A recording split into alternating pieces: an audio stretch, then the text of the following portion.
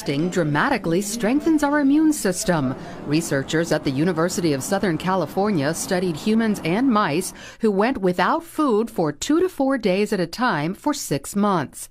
The fasting triggered their bodies to get rid of old, inefficient cells and regenerate new, healthy ones. Well, it's been known for a long time that one way to extend the lifespan of laboratory animals is simply to reduce their energy intake. Fasting does good things for the brain. There's evidence, not just from animals, but from humans, that fasting is good for the body. It will reduce inflammation. It will reduce oxidative stress in organ systems throughout the body.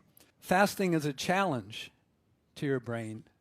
And your brain responds to that challenge of not having food by activating adaptive stress response pathways that help your brain cope with stress and resist disease. Humans live on a quarter of what they eat. On the other 3 quarters live their doctor. Fasting reduces the enzyme pKa, clearing the way for stem cells to renew, and lowers levels of the IGF-1 growth hormone, which is linked to cancer. One of the study authors compared it to lightening a plane of excess baggage, saying when you starve, the system tries to save energy, and one of the things it can do to save energy is to recycle a lot of the immune cells that are not needed, especially those that may be damaged.